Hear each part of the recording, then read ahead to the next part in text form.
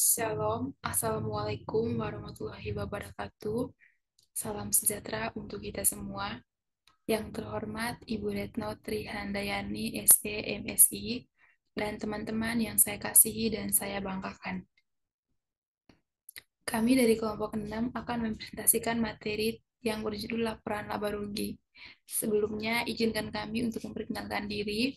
Saya Gertrude Siseng sebagai moderator sekaligus sebagai pemateri yang pertama, bersama rekan saya Irmawati sebagai pemateri yang kedua.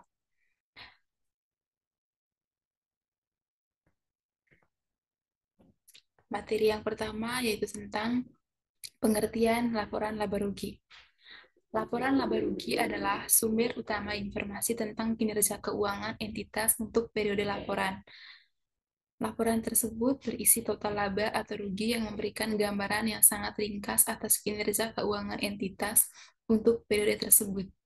Banyak pengguna laporan keuangan memasukkan total tersebut dalam analisisnya, baik sebagai titik awal untuk analisis tersebut atau sebagai indikator utama kinerja keuangan entitas untuk periode tersebut.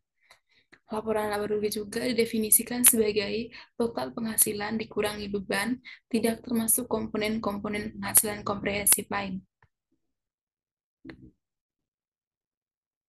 Dasar pengaturan. Yang pertama, laporan laba rugi. Laporan keuangan bertujuan umum menyediakan informasi mengenai posisi keuangan entitas pelapor yang merupakan informasi mengenai sumber daya ekonomi entitas dan klaim terhadap entitas pelapor. Laporan keuangan juga menyediakan informasi mengenai dampak dari transaksi dan peristiwa lainnya yang mengubah sumber daya ekonomi dan klaim entitas. Kedua jenis informasi tersebut menyediakan input yang berguna untuk pengambilan keputusan mengenai penyediaan sumber daya kepada entitas. Nah, yang kedua, informasi mengenai kinerja keuangan entitas pelapor selama suatu periode terefleksi dari perubahan sumber daya ekonomi dan klaim selain dari mendapatkan tambahan sumber daya secara langsung dari investor dan kreditur. Berguna dalam menilai kemampuan masa lalu dan masa depan entitas dalam menghasilkan arus kas makro masuk neto. Yang ketiga, entitas menyusun laporan keuangan atas dasar akrual kecuali laporan arus kas atau PSAK 1 paragraf 27. Penjelasannya, yang pertama, laporan laba rugi mencakup angka-angka kumulatif pendapatan dan beban bank dalam rupiah dan valuta asing sejak awal tahun buku sampai dengan tanggal laporan. Posisi keuntungan atau kerugian atas jenis laba atau rugi yang sama disajikan secara neto. Yang kedua, laporan laba rugi memuat pendapatan dan beban yang dibedakan antara unsur pendapatan dan beban yang berasal dari kegiatan operasional dan non-operasional. Yang ketiga, jenis pendapatan utama dari operasi suatu bank antara lain pendapatan bunga, pendapatan komisi dan provisi, serta pendapatan jasa lainnya. Setiap jenis pendapatan diungkapkan secara terpisah agar pengguna laporan keuangan dapat menilai kinerja bank. Yang keempat, jenis keuntungan bank antara lain keuntungan dari peningkatan nilai wajar aset keuangan, penurunan nilai wajar liabilitas keuangan, keuntungan penjualan aset keuangan, keuntungan transaksi spot dan derivatif, dan transaksi dalam mata uang asing.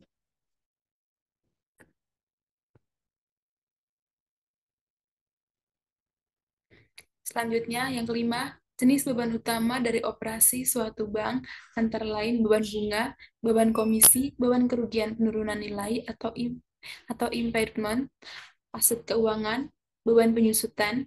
Setiap jenis beban diungkapkan secara terpisah agar para pengguna laporan keuangan dapat menilai kinerja bank. Yang keenam, jenis kerugian bank antara lain kerugian dari penurunan nilai wajar aset keuangan, peningkatan nilai wajar liabilitas keuangan, kerugian penjualan aset keuangan, kerugian transaksi spot dan derivatif, dan transaksi dalam mata uang asing. Yang ketujuh, bank mengakui pendapatan untuk menggambarkan pengalihan barang atau jasa yang dijanjikan kepada pelanggan dalam jumlah yang mencerminkan imbalan yang diperkirakan menjadi hak entitas dalam pertukaran dengan barang atau jasa tersebut. Yang kedelapan, jumlah pendapatan atau beban yang timbul dari suatu transaksi biasanya ditentukan oleh persetujuan antara bank dengan nasabah atau pihak lain.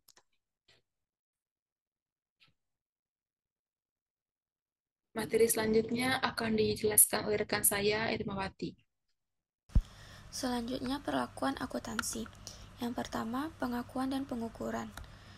Pendapatan bunga diakui secara akrual menggunakan suku bunga efektif.